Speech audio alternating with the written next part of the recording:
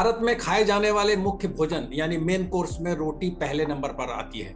उसमें भी गेहूं के आटे से बनी बिना चोकर वाली रोटी। अगर उत्तर भारत की बात करें तो यहाँ लंच और डिनर दोनों में रोटी ही पहली पसंद है।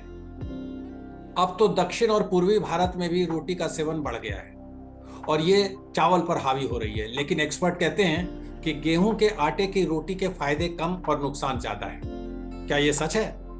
आटे में मौजूद ग्लूटेन की वजह से इसकी डो बनाने में यानी इसको गूंथने में आसानी होती है और स्वाद भी बेहतर होता है। लेकिन यही ग्लूटेन हमारे स्वास्थ्य के लिए हानिकारक भी हो सकता है।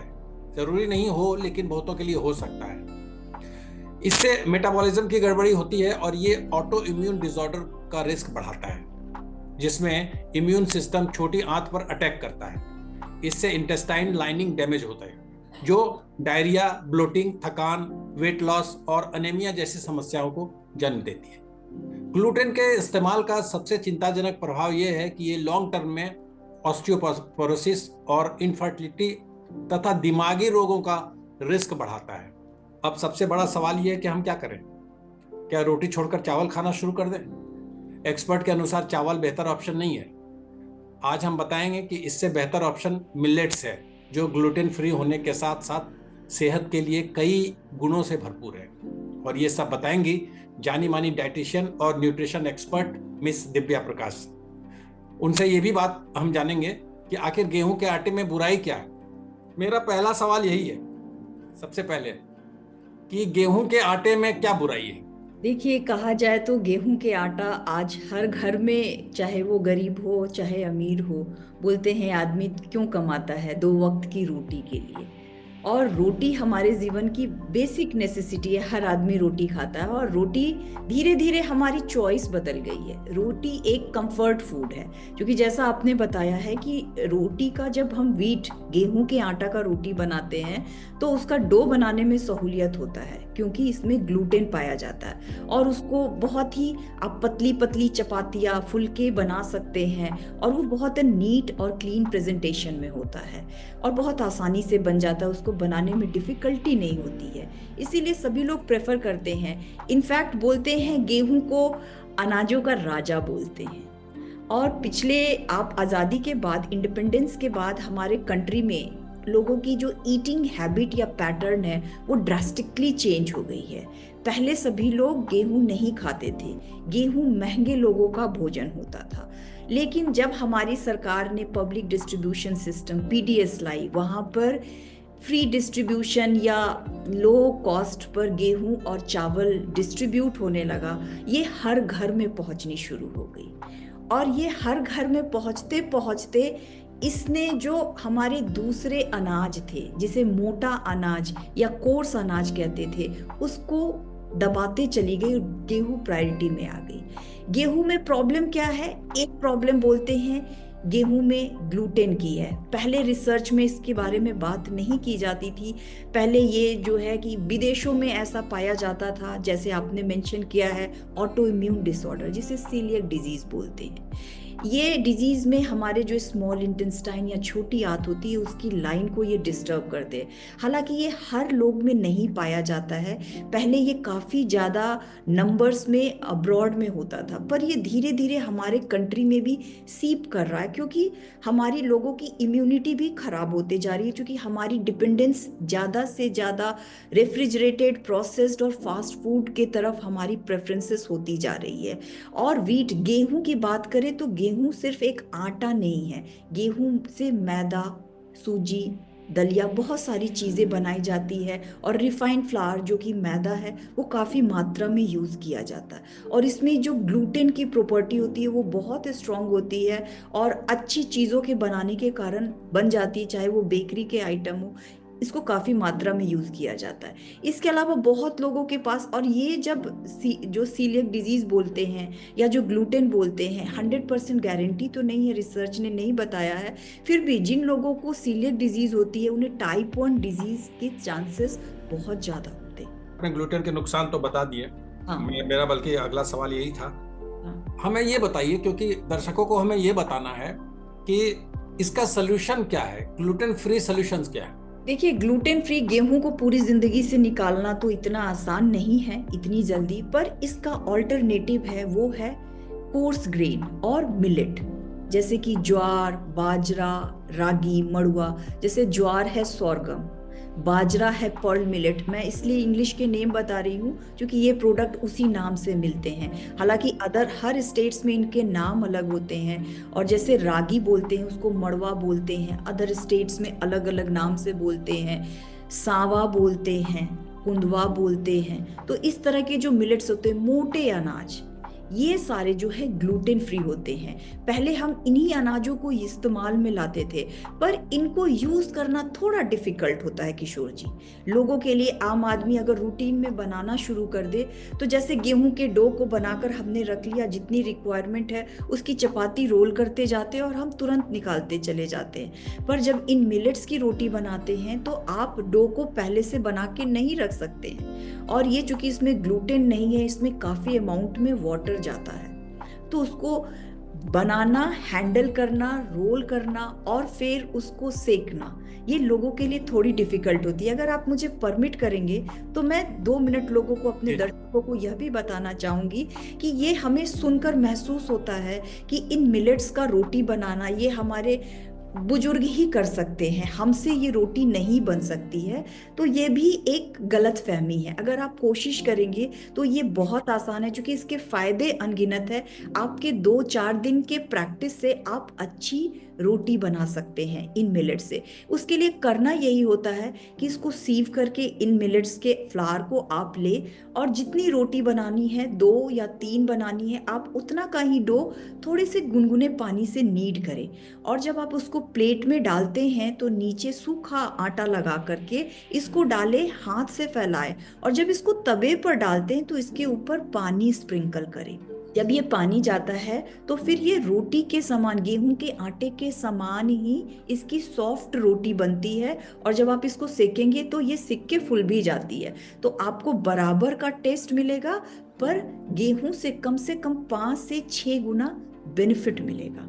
तो ये थोड़ा एक्स्ट्रा आपको बताया, पर ये बहुत जरूरी है कि दिमाग के इस, बोलते नहीं है कि ये हमारे माइंड में होता है गेहूं का रोटी बनाना आसान है, ये मोटे अनाज की रोटी बनाना आसान नहीं है। बहुत बढ़िया तरीका आपने बता दिया। बहुत से लोग इसको ट्राई करेंगे, और बहुत से लोग, मुझे लगता है कि इसी झमेले की वजह से डो नहीं बनता है, इसी झमेले की वजह से नहीं बनाते हैं। दिव्या जी, हमने ये भी देखा कि बहुत से लोग 50% मिलेट और 50% गेहूं का आटा डालकर बनाते हैं, इसीलिए कि डो, एक तो डो बन जाए और दूसरा ये कि खाने में भी ठीक लगे।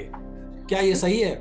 नहीं, ये इसको मैं रिकमेंड नहीं करूंगी। आप जैसे कि मैंने आपको प्रिपरेशन के लिए बताया, ये लोगों के दिमाग का एक वहम है कि डो से नहीं रोटी बन सकती है। और इन डो को सिर्फ यही एक प्रॉब्लम होती है कि आपको जब ही बनाना है इंस्टेंटली नीड करना है और रोटी बेलना है, फिर आपकी वैसे ही बराबर की रोटी बनेगी जैसे कि गेहूं की बनती है। ठीक है। और मिलाने वाली बात नहीं है, क्योंकि इसके जो बेनिफिट है, जिसको हम ग्लूटेन हटाना चाह रहे हैं, वो अगर ग्लूटेन ही हम नहीं हटा रहे हैं, हम वापस से ग्लूटेन डाल ही रहे हैं, मिक्स कर रहे हैं सिर्फ टेक्सचर के लिए, तो फिर हम तो बोलते नहीं कि पूरा बेनिफिट मुझे नहीं मिल पाएगा।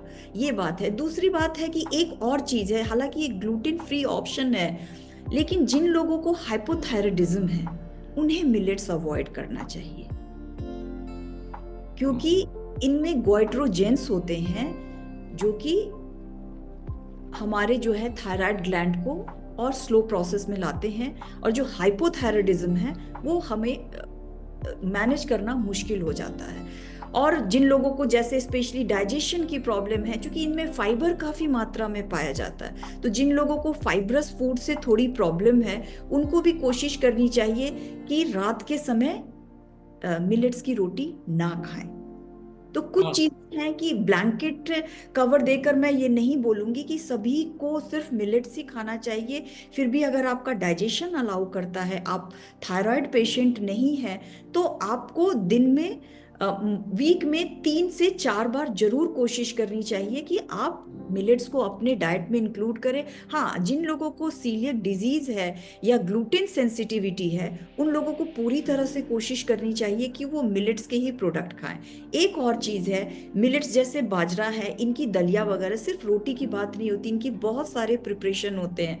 लास्ट ईयर 2023 को गवर्नमेंट ऑफ इंडिया ने millet year of millets declare भी किया था, और काफी ये पॉपुलर भी हुआ था, क्योंकि सस्टेनेबिलिटी भी काफी ज्यादा है। आपको शायद, हमारे दर्शकों को यह जानकर आश्चर्य होगा कि ये जो मिलेट्स होते हैं, इनकी जो कल्टीवेशन टाइम होती है जस्ट 60 to 65 डेज होती है। तो ये बहुत शॉर्ट टर्म में ये प्रिपेयर हो जाते हैं, ये जो और ज्यादा पानी की भी जरूरत नहीं होती। और इसमें ज्यादा पानी की भी जरूरत नहीं है, तो ये बहुत इजीली डेवलप किया जा सकता है और सस्टेनेबिलिटी के लिए बहुत अच्छा है। तो हमें कोशिश करनी चाहिए कि मिलेट्स को अपनी लाइफ में, अगर हमारे पास थायराइड इशू नहीं है और हमारे पास कोई अलग है, क्योंकि ये डायबिटीज भी कंट्रोल करने में काफी हेल्पफुल होते हैं, वेट लॉस के लिए बहुत अच्छा होता है, और इसमें बहुत सारे फाइब्रस बहुत ज़्यादा है।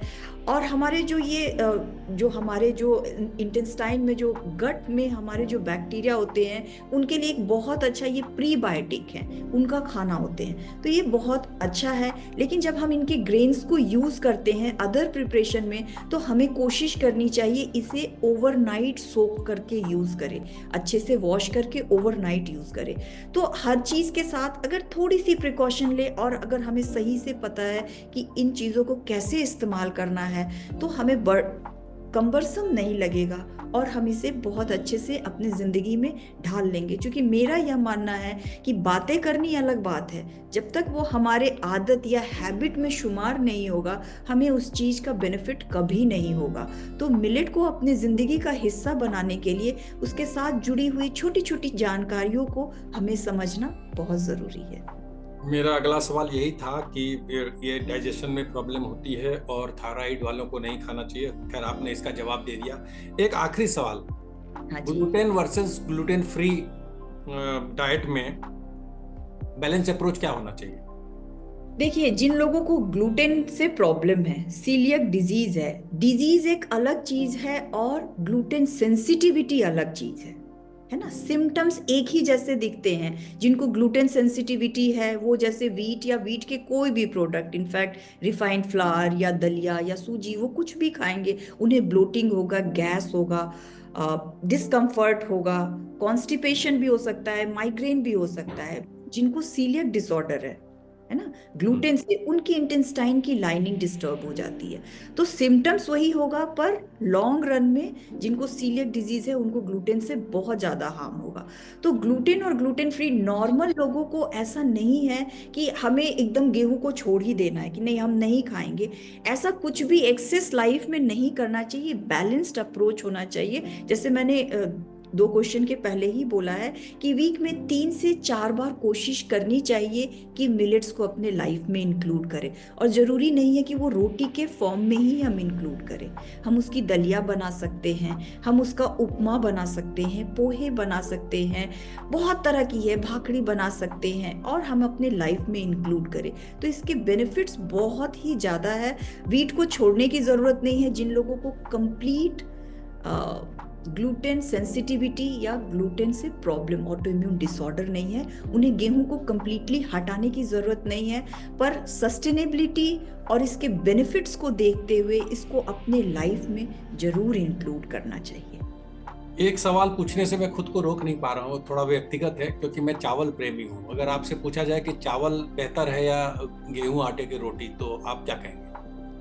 देखिए, ये पर्सनल चॉइस जिनकी होती है, जैसे हमारी बॉडी होती है, जैसे एज ए डाइटिशियन मैं हमेशा लोगों को बोलती हूँ, खाना जो है सिर्फ बॉडी के लिए नहीं खाया जाता है, सोल के लिए भी खाया जाता है। और जो हम बचपन से खाते हैं, हमारा बॉडी यूज टू होता है। तो ऐसा कुछ भी नहीं है। अब मैं किसी साउथ इंडियन को बोलूँ कि आप चावल छोड़ करके रोटी खाओ, तो वो कितने दिन खा पाएगा? वो कभी खुश नहीं हो पाएंगे। तो दोनों के अपने अपने, ऐसा नहीं है कि चावल भी बुरा है, लेकिन टाइमिंग पता होनी चाहिए। और मैं ऐसा नहीं रिकमेंड करूंगी कि आप सिर्फ ब्राउन राइस खाओ। आप जो पारबॉइल्ड राइस होते हैं उसके भी बहुत सारे बेनिफिट्स होते हैं। अगर आप उसको, आपको कॉम्बिनेशन देखना है कि अगर आप है रात के समय, जैसे एज फैक्टर, अगेन एक एज फैक्टर होती है, उसको देखते हुए खाना है कि चावल की ग्लाइसेमिक इंडेक्स वीट से ज़्यादा होती है। अगर आपको जैसे शुगर की अगर कोई इशू है तो आपको रात में अवॉइड करनी चाहिए। आपको ठंडी राइस नहीं खानी चाहिए, रीहीटेड राइस नहीं खानी चाहिए। आप अगर फ्रेशली कुक्ड राइस है और आप दिन में खा रहे हैं तो ये आपके लिए बिल्कुल नुकसानदेह नहीं है।